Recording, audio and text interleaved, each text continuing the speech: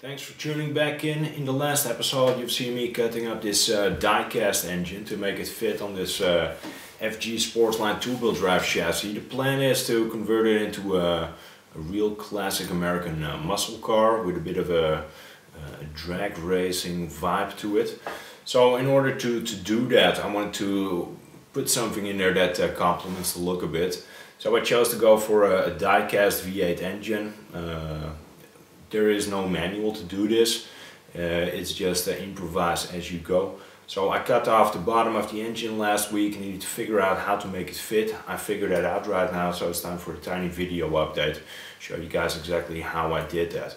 What I'll do, take off the camera off the tripod, pointing over there, you can see it. The camera is of course on the tripod, otherwise I would have like a really long third arm to keep the camera in place over there. I'll take the camera off, zoom it in a bit closer so you can actually see how it is held into place with 4 screws. Okay, let's start off in the front. The front bumper that used to be there, I took that one off. I'll show you why afterwards when I put that Dodge Challenger body on. And what I did, I had a few spare parts laying around from my Axial Exo Terra build.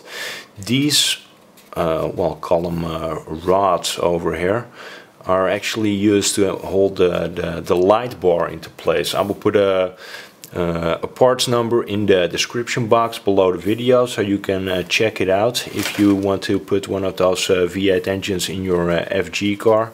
You can just use these 2 parts and connect them to an already existing hole, which is right below the sway bar over here. I will take out the 2 screws here in front just so you can see how that works. And this one is a bit of a hassle to take out since it is positioned right behind that belt that goes to the supercharger. That fell down, but that's okay. The same goes for this one.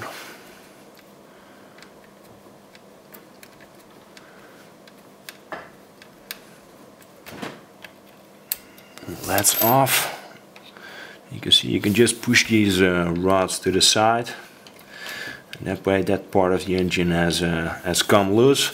I will move to the back right now. I hope that it will be clear to see what I'm doing over there, but just bear with me.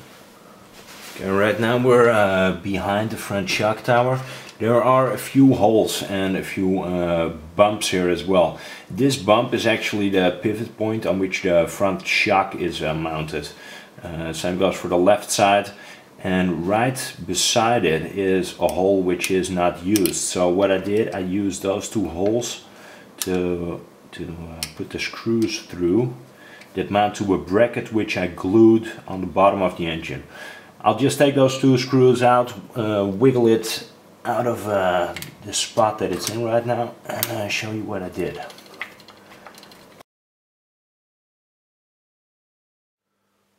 Okay, I got the engine out. I will try to explain right now which clearance problems I ran into, and also what I used to mount this, to put this bracket underneath. You can tell this is a white plastic bracket. I will get the part that it originated from over here. Sorry for being all over the place, but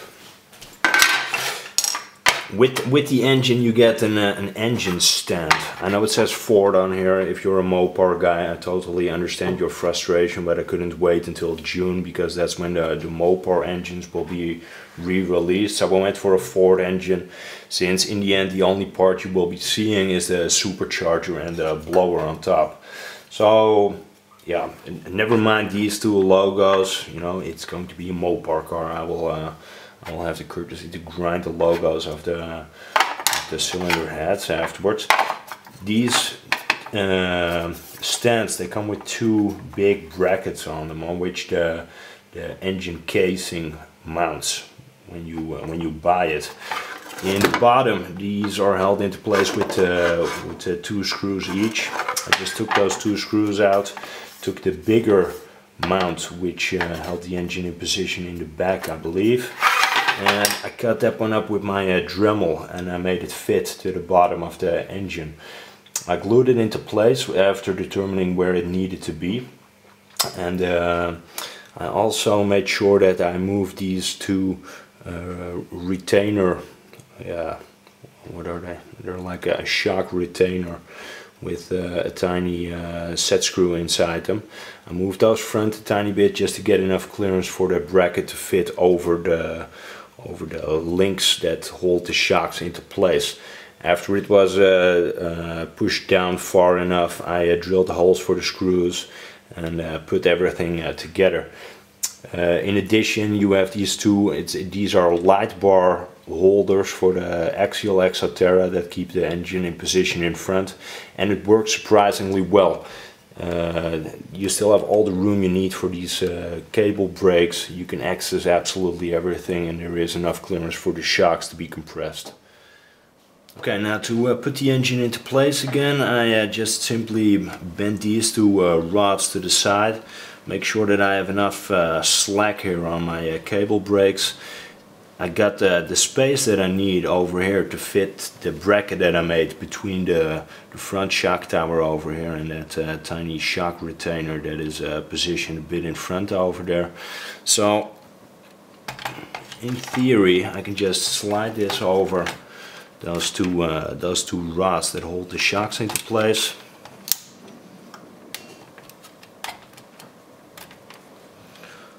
Need to push those cable brakes to the side a tiny bit, and then after that I just put these rods where they're supposed to go, put the two screws in the back, put the two screws in the front, and I'm good to go. I got a solid solution to keep that V8 engine into place when I run the car.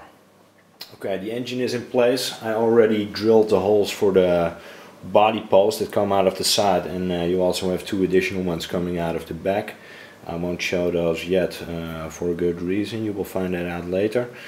This is pretty simple. You just measure the center of the wheel to the wheel arch. That way you can position out that shell. But now you got the engine, so there's like an extra obstacle to tackle in making all the mounting holes for your body. So I will now briefly explain how to do that. I got a basic ruler.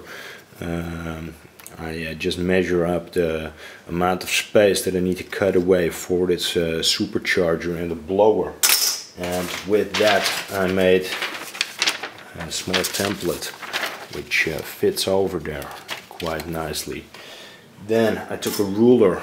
I kind of determined what the front position of the rim will be, and I basically put my ruler over there, stripe it down, put a reference line on this template.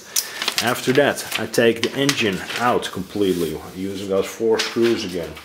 I put the shell on the chassis, and I put a line of tape from one side to the other, following again the front line of those rims. Put the template over the tape. That way I got something to line up that reference line against, and basically stripe it down, cut the hole in the bonnet so it sinks over the engine. Well, long story short, I'll just go get the body, put it over that supercharger and the blower, so you see what I mean.